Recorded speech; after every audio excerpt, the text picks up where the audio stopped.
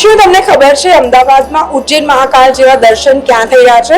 આજે આપણે વાત કરીશું અમદાવાદના એ મહાદેવની કે જે ઉજ્જૈન મહાકાળના જેવા જ પ્રતિબિંબ દર્શન જે છે તે અહીંયા આપે છે.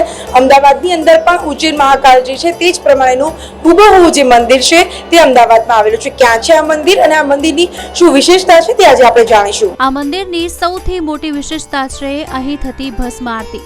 ઉજ્જૈનના મહાકાલ મંદિરમાં જેમ વહેલી સવારે ભસ્મ આરતી કરવામાં આવે છે તેવી જ પરંપરા અમદાવાદના આ મંદિરમાં પણ નિભાવવામાં આવે છે.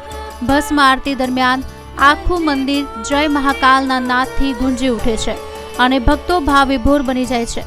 મોટી સંખ્યામાં લોકો ખાસ કરીને આ આરતીના દર્શન કરવા માટે અહીં ઉમટી પડે છે. મારી પાછળ જે મહાદેવ છે તેને જોઈને તમને કદાચ થતું હશે કે શું હું ઉજ્જૈન છું કે કેમ, પણ ના, એવું નથી.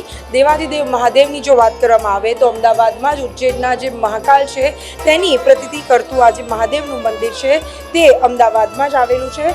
અમદાવાદની જો વાત કરવામાં આવે તો સરદારનગર વિસ્તારમાં આવેલું આ મહાદેવ હુબહુ ઉજ્જૈન મંદિરનું જે મહાકાલ મંદિર છે તેના જેવી જ પ્રતીતિ કરાવી રહ્યું છે. ખાસ અમદાવાદની અંદર જો વાત કરવામાં આવે તો વર્ષોથી આ મંદિર જે છે તે ઉજ્જૈન મંદિર પ્રમાણે જ અહીંયા આગળ આરતી કરવામાં આવે છે.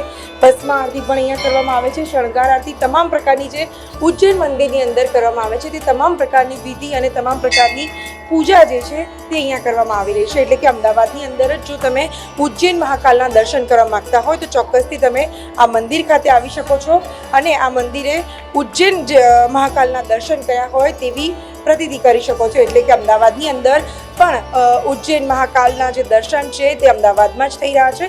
એટલે કે જો તમે મહાકાલ ઉજ્જૈન ન જઈ શકતા હોય પણ અહીંયા આવીને દર્શન કરો તો તેટલું જ ફળ પ્રાપ્ત થાય છે. ઉજ્જૈન સુધી જવાની ઈચ્છા હોવા છતાં સમય કે પરિસ્થિતિના કારણે ન જઈ શકતા ભક્તો માટે આ મંદિર આશીર્વાદ સમાન બન્યું છે. અહીં દર્શન કરવા આવતા ભક્તોનું માનવું છે કે મહાકાલના દર્શનથી મનને શાંતિ મળે છે અને જીવનમાં નવી સકારાત્મક ઉર્જાનો અનુભવ થાય છે. અમદાવાદનું આ મહાકાલ મંદિર હવે માત્ર એક ધાર્મિક સ્થળ નથી રહ્યું, પરંતુ ભક્તોની અતૂટ શ્રદ્ધા અને આસ્થાનું જીવંત કેન્દ્ર બની ગયું છે.